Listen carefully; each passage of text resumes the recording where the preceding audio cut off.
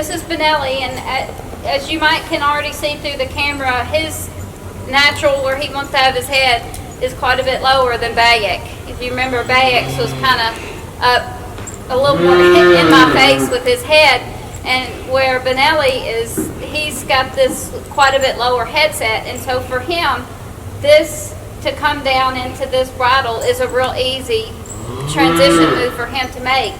What he has to work a little harder on is if I ask him to lift and transfer that weight to the back end and kind of lighten up on this front end, because he kind of wants to carry his weight a little more on his front end.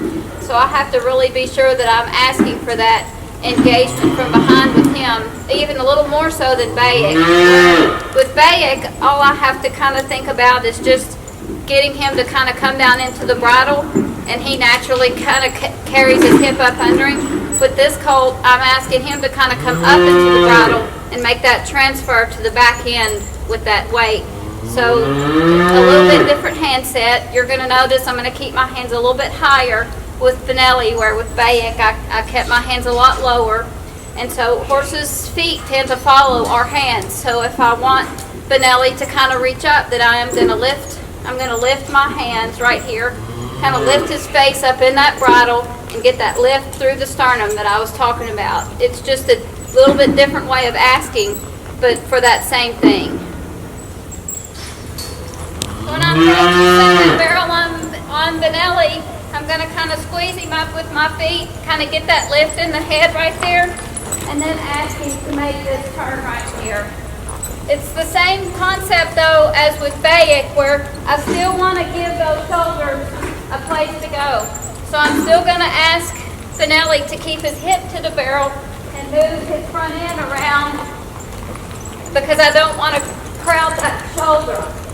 But if you can see on the video, his natural tendency is to want to swing his hip just a little bit. And so what I'm going to do for that is I'm going to have my inside rein on him, and I'm going to use a little bit of outside leg right here, pressure all the way around this to encourage him to keep that hip to that barrel right there. So it's just a little bit of a different way of asking, but for the same thing. But because of the conformation difference between the two colts, as a trainer, I kind of have to allow for that. Now, I think Bayek is going to be the kind of horse that's going to set his hip and drag his butt. Benelli is going to be the kind of horse that's going to really drop that center of gravity and get really low in those turns. I just don't want with him for it to turn into a drop the front end, because once they start that is a very costly habit. And when you're in the training part and going slow, it can feel really good, but once you add speed to that and start trying to making it a finished product, then it can become a very difficult thing that you're going to have to overcome at some point, if you can overcome it.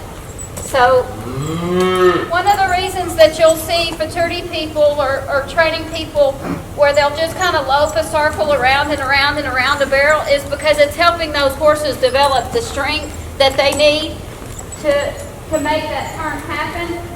And so that's one of the drills that I do with mine. So I just keep asking for that collection, asking him to keep that hip on the barrel.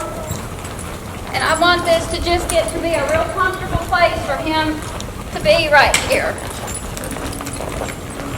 That he can just stay in this circle right here with very minimal effort. You can see sometimes he'll kind of get a little run out here, and I'll have to ask him to come back into that collection, collect up for me.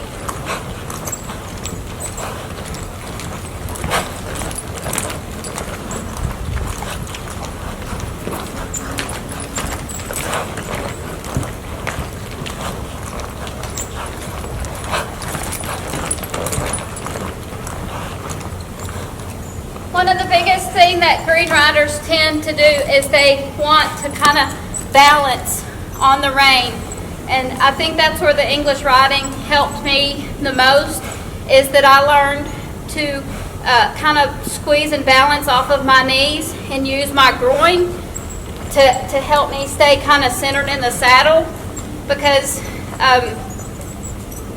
you know, if you're not balanced in your saddle and you're trying to balance on your rein, but then you need your horse to be soft in the face, it's going to be really hard.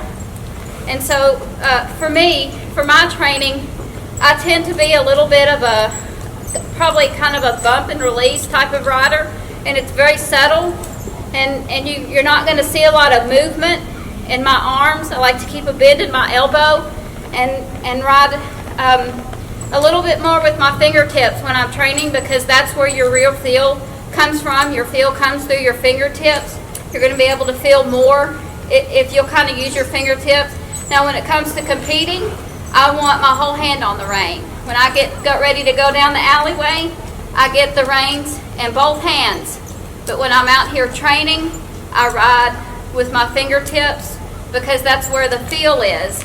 And the thing that'll make a horse soft is you learning to give a quick release. That as soon as you feel that face come into that bridle, that you release them right there, and that's what creates softness. Softness doesn't come from just you pulling and pulling and pulling. Softness comes from your release. So when you ask, if I ask Benelli to give me his face, as soon as I see his face coming to me, then I release him, and so he knows that it's not going to become a tugging match. And that's what makes him be and stay so soft in the bridle, is that release right there. And so I'll show you. I'll lope him through one time, and I'll show you kind of that same concept on a barrel where I ask him to come into that turn, and as soon as he does, then I release him to it, and it just keeps it keeps him soft in the bridle, so he never gets real heavy in that face.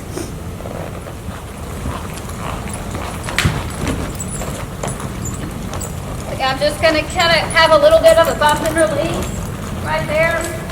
I'm just asking him to stay in this turn and stay soft.